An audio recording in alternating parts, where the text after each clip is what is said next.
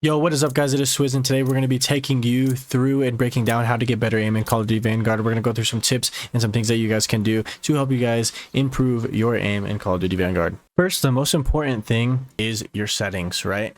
Don't think you need to copy somebody's settings. You don't need to copy someone's sensitivities, their button layouts, their stick layouts, their controller.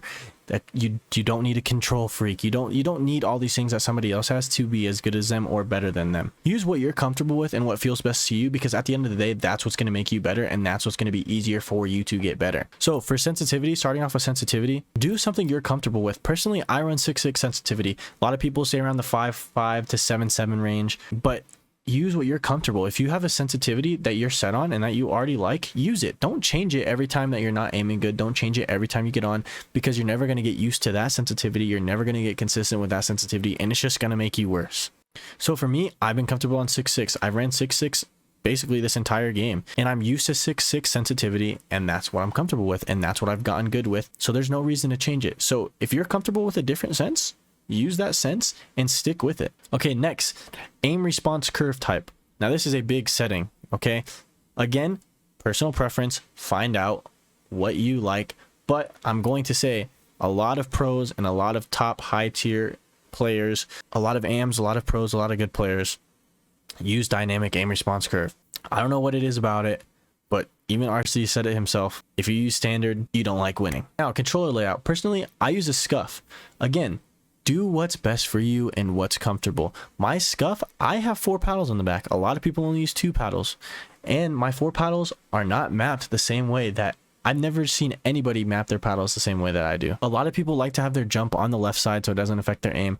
I've always used jump as my right side, my far right paddle, and that's what I've gotten used to, and that's what I like, and that's what I'm good with. So again, if you have a scuff, if you have a battle beaver, if you don't have any of those, I highly recommend it. If you don't know what a scuff or a battle beaver is, basically this is my scuff. It's the scuff impact. It's a little bigger version, but it's just a controller, and on the back you have these paddles. So basically whenever you press these paddles, they all correlate to my buttons. So whenever I play, I never have to take my thumb off my aim stick. I could always jump, I could slide, I could switch weapons, I could reload, I could move around, do anything without moving my thumb off the thumbstick. This is a great help and great increase to your game. So if you don't have one of these, I highly recommend looking into it. If not, there's other ways to do this too. There's a method of holding your controller called claw, which basically you put your pointer finger here and you end up shooting with your middle finger. Your thumb stays on your joystick the whole time, and you basically press all your buttons with your pointer finger. This is how I used to play before I got a scuff. So there are ways around it, but again, if you're comfortable with a regular controller, you're comfortable with a regular controller. But I promise you, a scuff and a battle beaver, if you do not have one, will increase your gameplay and will make you better. Okay, moving on, button layout. I like to use tactical flip. Tactical, basically you slide with your right stick and you punch with your circle. That's what I've always used in COD. No, I'm just comfortable with it. Again, if you like it the other way, use it the other way. And I also use flipped, which means I shoot and aim with my bumpers and I throw nades and stuns with my triggers. Again, I don't know a lot of people that do this. I know a few people that do this. If it feels comfortable, that's how it feels more comfortable to me. At the end of the day, what you practice with in your aim and the way your controller and your settings are set up come down to comfortability. If you're not comfortable, if it feels weird to you, if you don't like the way it feels, you're not going to get good that way, and it's not good for you to keep doing something that's uncomfortable. So find what you're comfortable with and get good at that. For example, Korean Savage, he uses bumper jumper. Some pros use tactical. Some people use standard. Some people don't even use flipped, like I was saying how I do it. Some people shoot with the trigger. Some people have standard stuff. There's tons and tons of ways that you can switch your controller and switch your buttons that's comfortable for you. Moving on to dead zones. Dead zones is basically the max amount you have to move your joystick and the minimum amount that you have to move your joystick in order for it to move. I have mine on default, what the game comes with. I'm just used to it. I like the way default feels. Some people are really like crazy about it. Some people think that if they're not aiming good, it's because they're dead zones. Again, keep your stuff consistent. Set it to something that you like and stay like that. A lot of people do change their dead zones if they have stick drift, which is basically if you're loading into a game, your character will move and like spin in circles, either slowly if you don't have that bad of stick drift, or really fast if you do have like terrible stick drift. So some people do change their dead zones for that reason. I wouldn't recommend it. If you really play this game a lot and you have stick drift, and if you're competitive, get a new controller. If you're not competitive, not that big of a deal. Personally, I've had this controller for almost 2 years now, a little over 2 years, and I still have yet to receive any stick drift from it. My stuff has always been default, always probably will be default. Okay, this is a big no-brainer. should be for everybody. If not, that's okay. Target aim assist, make sure that's on. If you have aim assist off and you're playing on a controller, just try it with it off, okay? Try shooting some bots with it off. You'll see what I mean. But if you do that, make sure you turn it back on. If this is ever off, again, like Arcee says, you just don't like winning. Okay, so now in this game, moving on to field of view. If you're playing on PC, I actually believe console has a field of view slider, if I'm not wrong. I think console has a field of view slider in this game. But field of view, basically how much of your screen you see. So if I moved it down to 60, as you can see in the picture, I would only see that small box. But if I'm on 120, I can see that big range of that box. Personally, I like 110. Some people like 105. Some people are like 100. Some people like 120. Some people like 60. If you're on default FOV, I would turn it up. Default is just way too little. You'll see more of the map if you raise your FOV. Personally, for me, 120 is way too much. It just feels like you're moving too fast. And I want you guys to know that FOV, your field of view, does affect your sensitivity.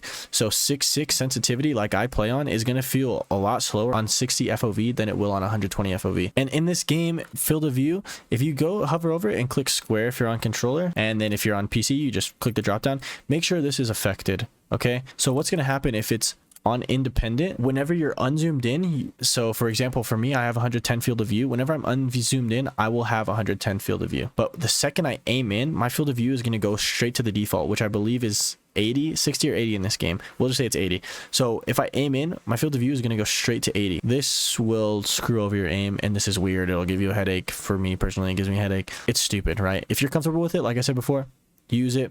But everybody in this game basically uses affected. So what affected does, if I'm on 110 field of view and I zoom in, I'm going to say on 110 field of view. It's not going to feel different for my sensitivity. It's not going to feel different for my aim. It's all going to feel smooth in like one complete motion. Now, the first thing that we're going to talk about is something I touched in my last top 250 video, but it's centering, where this middle dot on your screen is going to be at all times. If you guys focus heavily on that centering, you guys will improve your aim. That's the first thing I want to touch on. So say it's a P3 hardpoint, the hardpoint that's inside this building, bottom granny, as some people call it. The enemy is going to be coming from barrels, this building right here. So this is a common spot for the enemy to be.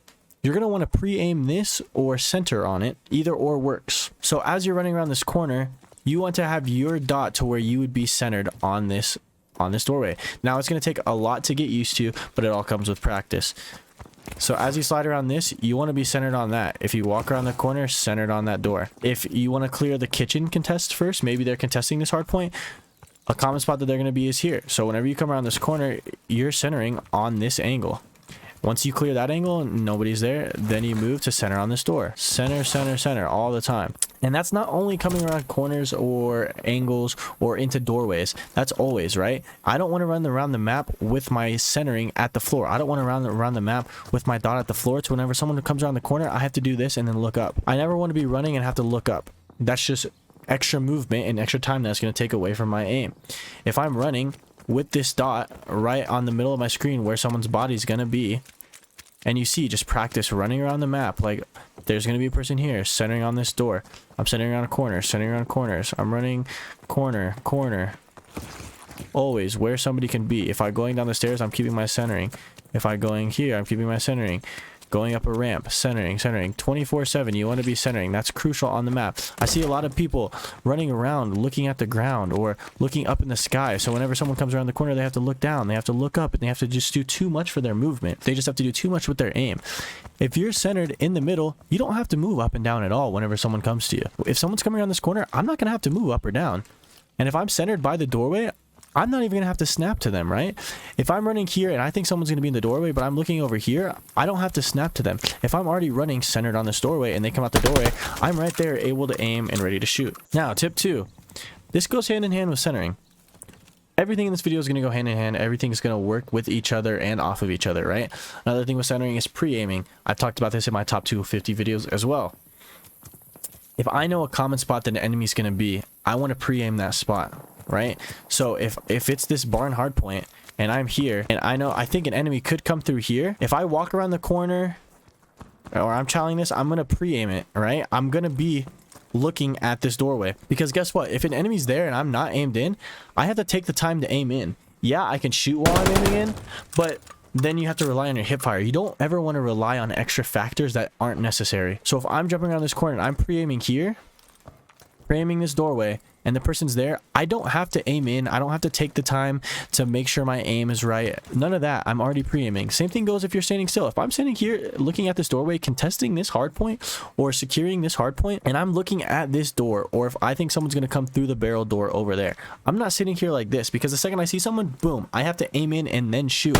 Or like I said before, if you shoot while you aim in, you still have to rely on those hip fires, and those hip fires for those couple bullets are not going to be accurate. If I'm pre-aiming here and someone comes around that corner, all I have to do is react and click the trigger. That's it. I have to rely on my reaction time from that point on. I don't have to rely on aiming in, the time it takes to aim in, my accuracy. I'm already pre-aimed here, pre-aimed where the person's going to be. Whenever you're running around the map too, don't just sprint around the map with your gun up 24/7, right? If I'm taking routes, I'm hitting mid, I'm pre-aiming the gate. They could be here. I'm pre-aiming this. I'm pre-aiming this. If you go look at my top 250 videos, which were my last few videos posted on my channel, if you guys haven't checked those out, make sure you guys go watch those. There's a lot you guys can learn from those videos if you are new to this game, or if you guys just want to get better in general. If you go watch those top players, they're sliding around corners and they're pre-aiming things. They're jumping around corners, they're pre-aiming. They're not ever running and just sprinting without their gun up, because what happens is you're going to be full sprinting here, there's going to be someone bottom barn, and what happens? You run, oh snap, there's a guy on me, and now you have to instantly react, and you have to rely on so many factors, like I said before, so many outside factors just to win the gunfight. When in reality, if you're sprinting around this corner and you're sliding ready for a gunfight here, you're going to have the advantage. You're going to be able to camera this guy, and you're going to be pre-aimed already, and you're going to be able to win the gunfight 10 times easier than you would if you're just full sprinting and have to react by the time you get to here. So to recap, the first 2 points: run around the map centered and run around the map pre-aiming. So just for an example, I'm going to stay centered the whole time. My movement's a little chalked, but I'm going to stay centered. I'm going to be pre-aiming around the map, ready to take gunfights all the time. Now, another thing I want to point out, this is a scenario thing, okay? If we are on the P3 hardpoint in bottom grannies, or P5, which is down in the river over there, and I spawn all the way out. If I spawn all the way out here in coop or tin, whatever you guys like to call it, if I spawn here, I don't need to slide out and pre-aim this. I don't need to slide out and pre-aim this if the hardpoint's all the way over there. Okay, especially if my teammates are all alive. If there's 4 dead, then maybe you could pre-aim this. But if you still have teammates alive and push up the map, and you're spawning here and the hardpoint is on the complete other side of the map, don't waste your time sliding and pre-aiming at these spots. This is the scenario where you can run, okay, get some map positioning. Now I'm pushed up on the map closer to the hardpoint. Now I can start pre-aiming these common areas, right? Now I can start looking where the enemy is going to be. Always be centering, but pre-aiming, decide the certain scenario. You don't have to waste time sliding and pre-aiming when you just come off spawn and the hill's on the other side. Now, if you know that there's enemies pushed up in your spawn, or you guys go 4 dead, then yes, once you come off spawn, pre-aim, slow play those kills. Now, for those 2 tips, try those out in custom games first. Try those out while you're shooting bots. Don't start trying those out in a ranked game, in a scrim. If you're playing a TDM, fine. If you're shooting bots, do it then. But don't go into a ranked game and work on these things, because you're only going to make it harder on yourself. If you notice that you're really bad at centering and really bad at pre-aiming, go shoot some bots and work on that while you're shooting bots. Which brings me to my next point, shooting bots. This is big for aim, guys. Going in and jumping into a competitive match your first game on in any game, you're not going to do the best. If you're a gamer and you've sat down and you played for hours on end, you know once you start to play after a few games, you start warming up, you start doing better, you start getting into your rhythm. Don't cost your SR, don't cost your elo, don't cost your team scrims or league matches or tournaments, because that's the first thing you play. Warm up your aim and take the time to perfect your craft and get better at what you do. So just in case you don't know how to set up a bot lobby in Vanguard, you're going to click on game setup. A lot of people like to play Dome free-for-all with bots, because Dome is a very small map, so you're going to get in a lot more engagements with bots faster, meaning you can warm up faster. It doesn't take as much time as if you were to run around, say, a Gavutu or Berlin, where you're not going to get as many engagements as many times. You're going to click on these game rules. Now, this is personally what I do. You can do what's most comfortable for you, but the time limit. Set the time limit to unlimited, so you can take as much time in the game as you want. Score limit, same thing, unlimited as well. And the only other thing I do is I come over to team and I change the radar always on to constant, so I can get used to looking at my mini map, glaring back and forth to see where the enemies are. Then you're going to back out. If you press on the left stick on controller, for PC it's 3, or you can just click right here, bot setup. You come into this, autofill bots on. I like to practice with hardened or veteran bots because they shoot back. If you're really that new, or you think your aim is that bad, or you think you need a lot of work, or if you want to focus more on the pre-aiming aspect where you're not going to get shot at bots as much, put it on the lower difficulty recruit. Okay, once you hop into a ranked game, you can make a class with scavenger on it, something like that. so you don't run out of ammo. Me personally, I don't. I have a bunch of classes set up for competitive, so I keep all those the same. You're just gonna run around, making sure you have centering. Shoot a couple bots. Shoot bots for a little bit. Shoot 100 bots, 200 bots, 1,000 bots. However many bots you want to shoot, but don't just come in and shoot like 5 and think you're fine, right? Like I said before, take time to perfect your craft, right? Run around, working on your centering, and see, as you can see, it's my first game on today. This is the first thing I've done today is get on and record this YouTube video. So my aim's a little rough, right? If I were to hop into a ranked game, I would get absolutely destroyed. I would get fried. If I went to scrim, I would get fried. I would cost my team, right? But work on sliding around the corner, pre-aiming, jumping around the corner, pre-aiming. See how my centering, it's always in the middle of my screen where an enemy's gonna be, where their chest height, head height is. I'm not running around looking at the ground, looking at the sky. I'm just running, shooting bots, trying to get warmed up, get my fingers warm, get my accuracy warm. Another thing too, don't take this as a chore, guys. Don't feel like you have to do this, because if you have to do this, then that's when it's not fun. It gets boring. It feels like you're just like doing something that you don't want to do, and then that's going to translate into you not doing it as much and not taking it seriously and not working on your aim, to where the next day whenever you go on, you're not going to want to shoot bots. You're not going to want to do any of this, right? So you're just going to be stuck in the same cycle with your accuracy not being good, your aim still staying consistent how it is, not getting any better. So take this as like something that is exciting to do. Put on some music in the background, listen to music, talk to your friends in Discord, watch some Twitch, watch some YouTube in the background, listen to a podcast.